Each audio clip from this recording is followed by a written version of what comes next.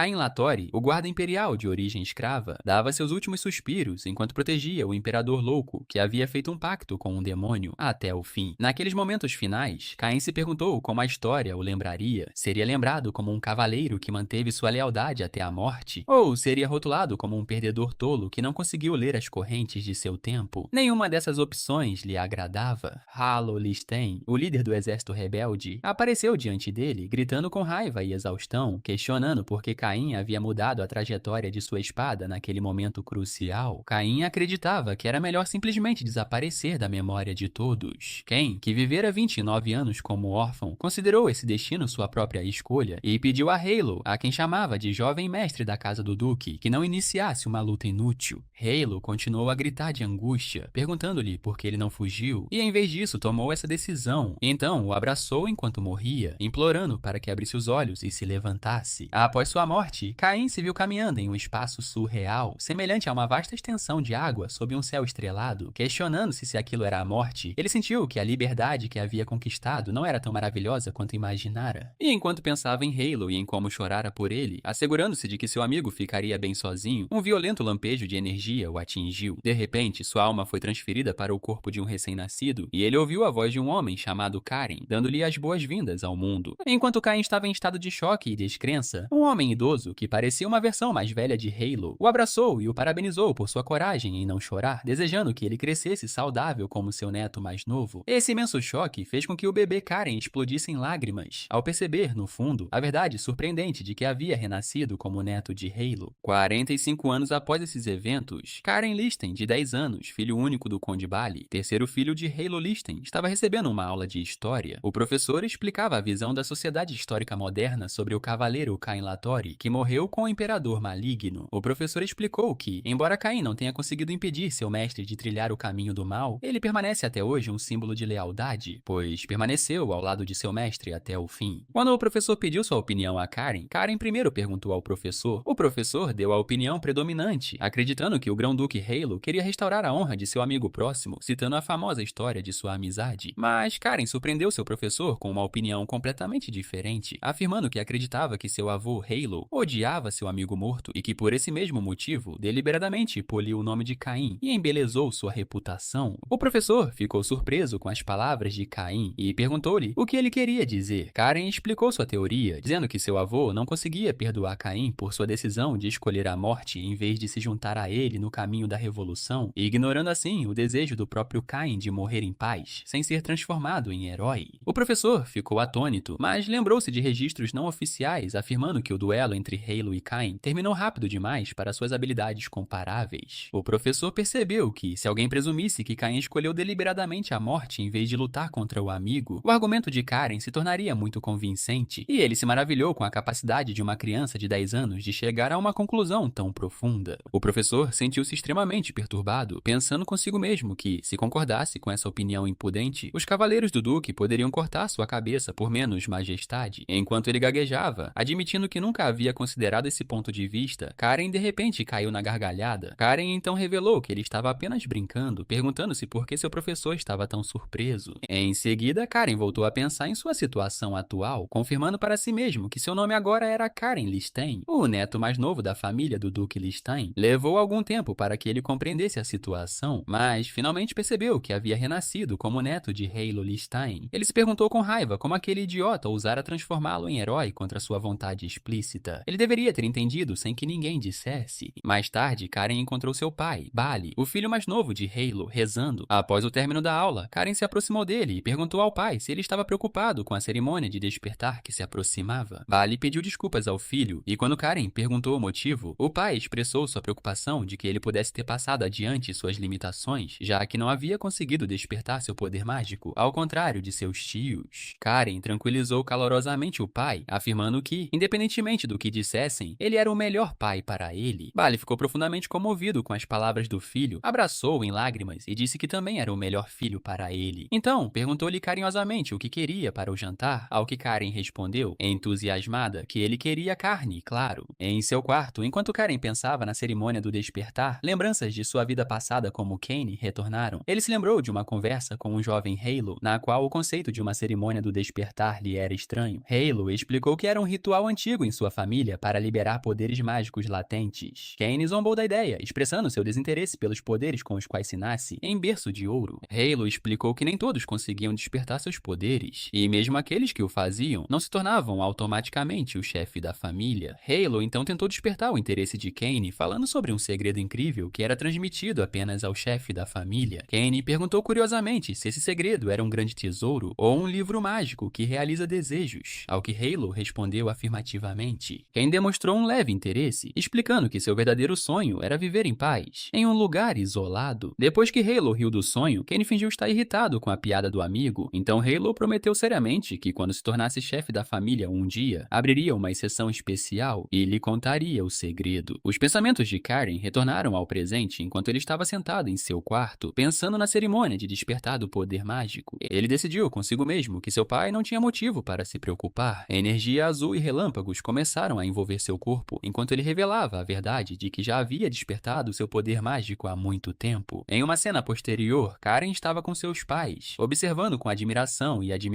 um trem tecnologicamente avançado, expressando seu espanto por ser a primeira vez que via um. Sua mãe lhe contou, orgulhosa, que muitas das tecnologias usadas na construção do trem foram comercializadas graças ao patrocínio pessoal de seu pai, Bali. O pai tentou ser humilde e minimizar sua conquista, mas sua mãe insistiu que era incrível. Karen concordou com ela, declarando com toda a sinceridade que tinha muito orgulho do pai. Karen continuou seus pensamentos no trem, admirando o pai que, apesar de não ter despertado seu poder mágico, era um homem incrível que administrava sozinho 30% das finanças do Ducado Liechtenstein. Com uma mãe sempre afetuosa e um pai dedicado à família, Karen concluiu que eles eram pais realmente perfeitos. Enquanto o trem prosseguia sua viagem, Karen avistou um enorme castelo surgindo à distância pela janela. Era a residência principal da família Liechtenstein, o castelo de Songhai. Karen sentiu uma mistura de expectativa e raiva ao pensar em seu avô, Halo Liechtenstein, estando naquele lugar. Sua raiva explodiu internamente, perguntando-se como Halo ousara transformá-lo em uma grande figura histórica, lembrada na história contra sua vontade. Naquele momento, Karen liberou uma pequena quantidade de energia mágica, acordando seu pai. E naquele momento, Karen tomou a firme decisão de se tornar um incômodo constante para seu avô e de se tornar o maior delinquente da história da família Liechtenstein. Karen jurou ao avô em seu coração, dizendo-lhe para esperar para ver o que seu querido neto mais novo, que estava a caminho, faria. Quando o trem chegou à estação, uma comitiva de boas-vindas estava lá para recebê-los. O pai de Karen trocou cumprimentos com um homem chamado Heinrich, que expressou sua constante gratidão pela generosidade da família do Duque. Os Cavaleiros Lobos do Mar na estação chamaram essa atenção de Karen, que percebeu que eram diferentes dos cavaleiros de sua região. Ele se perguntou se eles teriam sentido o maná que ele já havia despertado, mas não se importava com a possibilidade de a notícia chegar ao avô, considerando-a apenas uma questão de tempo. A família foi conduzida ao castelo principal, especificamente a uma espaçosa sala de recepção, onde Karen foi solicitada a aguardar enquanto o Conde Bali ia cumprimentar os anciãos da família. Karen sentiu-se entediada esperando na sala enorme e desejou ter pedido para ir à biblioteca. De repente, outro garoto na sala interrompeu seus pensamentos, zombando dele, dizendo que os rumores eram verdadeiros, que Karen era de fato uma rata de biblioteca, já que a primeira coisa que ele pediu ao chegar foi a biblioteca. O garoto então insultou Karen e seu pai, dizendo que, como ele era da linhagem de seu tio Bali, suas chances de despertar o maná eram mínimas, então era melhor para ele estudar para ganhar dinheiro como as pessoas comuns, assim como seu pai. Esse insulto irritou Karen, que friamente perguntou ao garoto se ele queria brigar. O garoto ficou surpreso com a reação dele, mas juntou um pouco de maná, pensando que daria a Karen uma vantagem. Mas Karen calmamente se perguntou se havia um encrenqueiro sendo criado na casa principal, e então liberou uma aura de seu próprio maná, deixando o garoto completamente atordoado. O menino perguntou chocado quando e como Karen havia despertado seu maná, ao que Karen respondeu com um sorriso que seu pai também não sabia de nada. Karen então contou ao primo, a quem chamava de irmão, que eles tinham um problema. Karen anunciou que não havia necessidade de dois encrenqueiros na família e que ele assumiria esse papel, então o outro deveria abrir caminho para ele, deixando o primo paralisado de medo. Karen liberou uma aura aterrorizante ao seu redor e sugeriu ao seu primo Léo que eles tivessem uma pequena briga. Em outro lugar no castelo, o tio mais velho, Tyles Liston, estava sentado com seus dois irmãos. Heinrich foi informado de que Karen já havia despertado seu maná, o que o terceiro cavaleiro comandante confirmou. O segundo tio, Rafael Liston, comentou que Karen havia escondido seu despertar do maná da casa principal, questionando as intenções de seu irmão Bali, a quem chamou de fracassado. Bali pareceu genuinamente surpreso, confirmando que também não sabia. Tyles repreendeu seu irmão Rafael pela pressa, ressaltando que não era estranho que o fracassado não soubesse, já que ele próprio não conseguia despertar o maná, e então descreveu toda a situação como patética. ética. De repente, um criado entrou na sala em pânico, pedindo ao mordomo-chefe que viesse rapidamente, e chamou o jovem mestre, Rafael. Halo Listine murmurou que havia ocorrido um mal-entendido. Rafael percebeu que se tratava de seu filho e se levantou furioso. Enquanto isso, na sala de recepção, Léo jazia no chão, derrotado. Quando Rafael chegou e viu a cena, agarrou Karen com raiva, chamando-a de cachorrinho mal-educado, e perguntou o que ele estava pensando. Nesse momento, Bali e Tylee chegaram. Karen respondeu calmamente que era porque Léo havia insultado o pai. Karen se perguntou na frente do tio se ele teria ficado em silêncio se estivesse no lugar dele. Rafael alegou que Karen estava falando bobagens, agarrou Karen e se virou para Bali, dizendo-lhe para calar a boca e que tudo isso aconteceu por causa da sua incapacidade de criar o filho. O mordomo Mor interveio naquele momento, pedindo a todos que parassem e anunciando que o dono da casa, Halo, julgaria a questão pessoalmente. Ué, você assistiu o vídeo até aqui e até agora não se inscreveu no canal? Que isso, mano, você tá vacilando, hein? Bora, meu filho, se inscreve aí pra gente bater 100k de inscrito. Vai me deixar muito felizinho, hein?